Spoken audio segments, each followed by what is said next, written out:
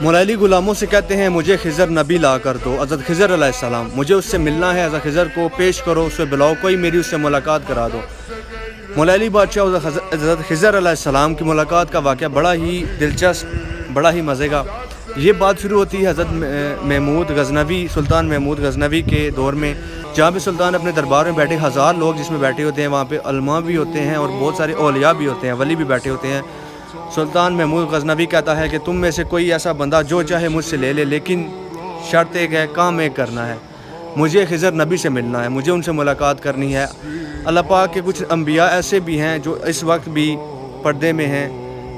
اور ان میں خضر علیہ السلام بھی آتے ہیں۔ تو وہ کہتا ہے کہ مجھے خضر سے ملنا ہے، کوئی ایسا کوئی کچھ کرے،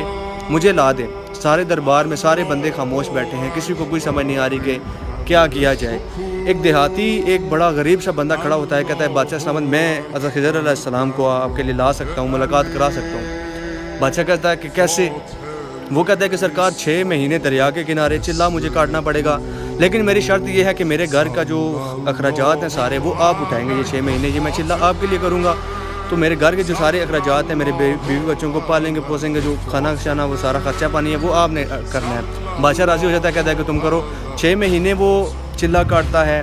بادشاہ سلامت اس کے سارے جو ہیں وہ کام گھر کے کراتے ہیں۔ تو 6 مہینے بعد جب اس کو حاضر کیا جاتا ہے کہ ہاں بھائی بتاؤ،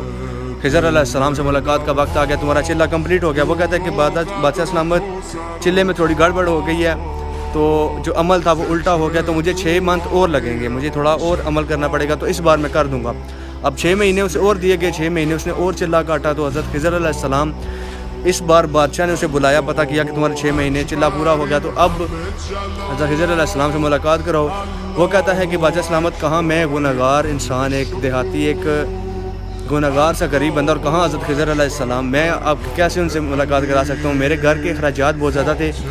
تو ان کو میں ہینڈل نہیں کر پا رہا تھا، تو اس وجہ سے میں نے آپ سے یہ جھوٹ بولا تھا کہ آپ نے اب میرے گھر میں یہ سارا مطلب جو کام کرایا، تو میرا گھر میں بیوی بچے پلے اس چیز سے۔ اس بات پہ وہ سلطان بڑا غصہ ہوا، اس نے وزیروں سے پتہ کیا کہ تم اس شخص نے ہم سے جھوٹ بولا ہے، تو اس پہ اسے کیا سزا دی جائے۔ ایک وزیر کھڑا ہوتا ہے کہ کہتا ہے کہ بادشاہ سلامت، اس نے آپ سے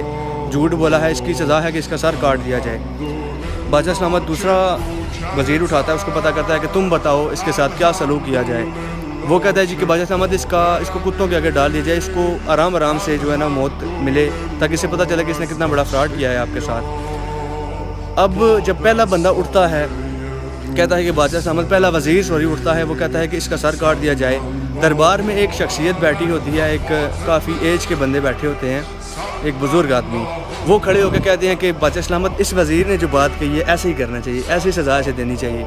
دوسرا وزیر کھڑا ہوتا ہے، وہ کہتا ہے کہ اسے کتوں کے آگے ڈال دینا چاہیے، اسے ایسے دردناک موت دینی چاہیے۔ وہ بزرگ آدمی دوبارہ کھڑا ہوتا ہے، کہتا ہے بادشاہ سلامت، اس نے جو بات کہی ہے نا یہ ٹھیک کہی ہے۔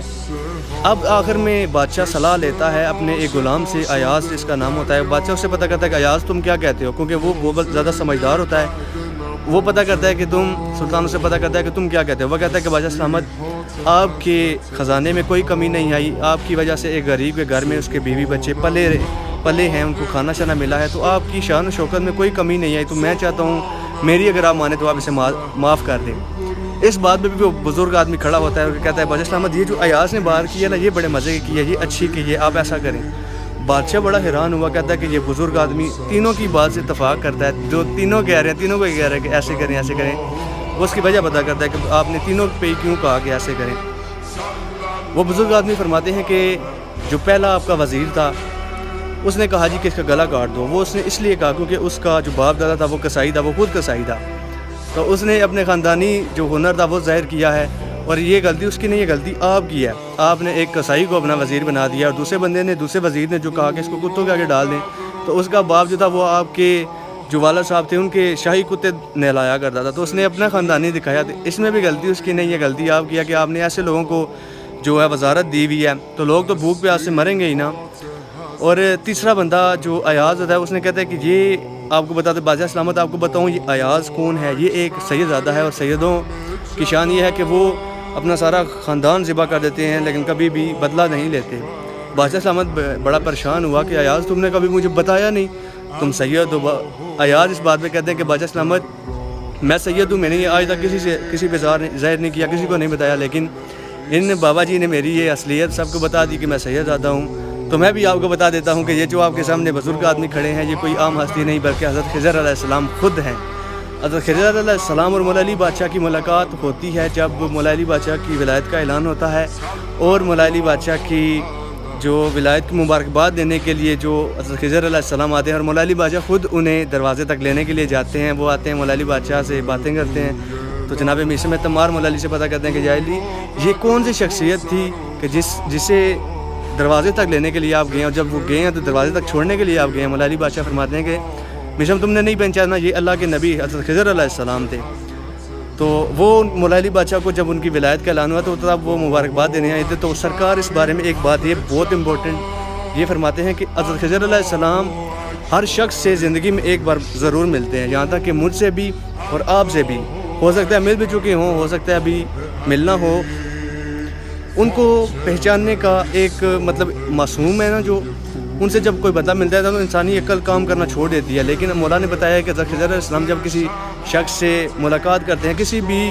رنگ میں، کسی بھی شخص میں کی صورت میں، تو وہ طریقہ کار یہ ہے کہ جیسے ہم ہینڈ شیک کرتے ہیں نا، ہاتھ ملاتے ہیں، تو یہ انگوٹھے کو ایسے، ابھی میں نے کیمرہ پکڑا ہوا ہے، وہ ایسے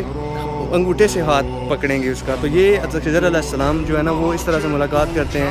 وہ زندگی میں ہر انسان کو وہ ایک بار ضرور ملتے ہیں، اور کوئی بزرگی والی بات بتاتے ہیں۔